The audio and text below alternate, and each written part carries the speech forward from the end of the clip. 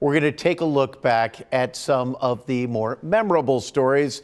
There's nothing wrong with your screen right now. We're going to go to black for a second. Yes, the total solar eclipse that happened back in April lasted about 3.5 minutes here in Western New York.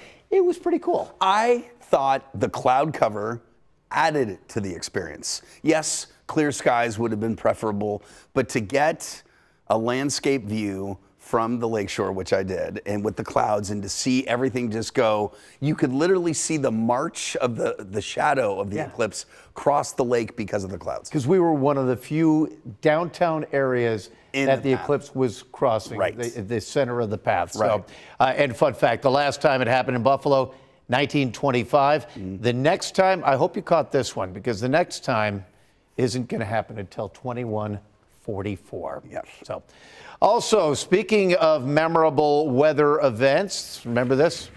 Buffalo got not only, or Western New York got not one, not two, but 9 tornadoes? I've got a special friend here, Vincent and I were talking about this Eden tornado, and this one was an EF2, Pete. That's, the scale goes 0 to 5. So EF2 is actually like 3 on the scale of strength.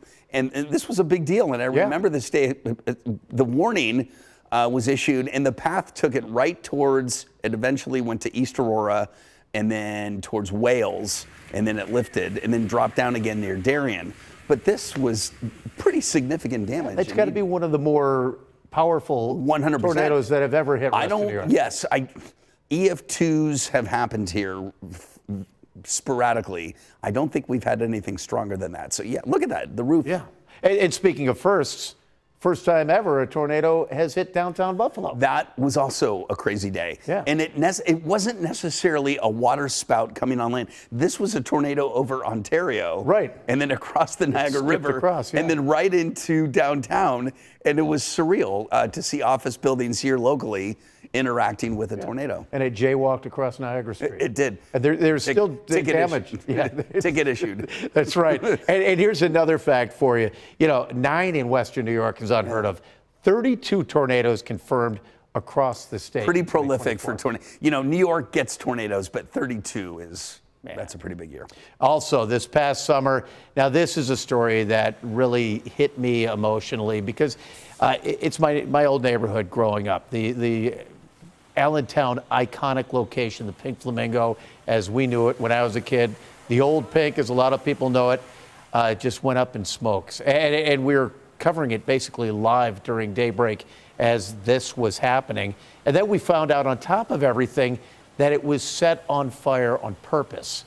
Now, this is a place that is, a second home, a place. It was a home to every walk of life. Right. You'd walk in there and you'd sit down, and there'd be a businessman sitting next to a punk rocker with a 3-foot mohawk, and so many memories went up in smoke on that this just horrible day in Allentown, and it's one of the things that you'll never replace.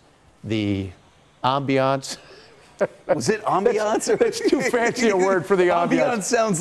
That sounds like a pretty nifty word for that. But it had this character, and again, I never got a chance to experience it. You grew up across the street. Yeah, right around the corner. I remember. So it was a part of your growing up, and I heard other people too.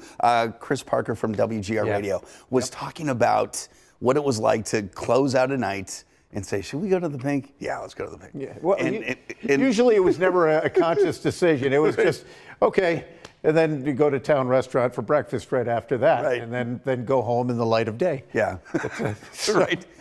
When day turned into night and night turned back into day. Yeah. And how can we not talk about the most memorable moments that included the Buffalo Bills? All eyes on Josh Allen, waiting now to see if he does get named MVP. He certainly has made a case for that. He's been breaking records that have been set through the NFL throughout the season, but he also had this. So this is a heck of a way to spend your bye week, right? Yeah, right. Yeah, let's get hitched. This was wonderful. And I love, she brings a lot to Western New York herself. Yeah. She's a fan of the Bills. She comes to games.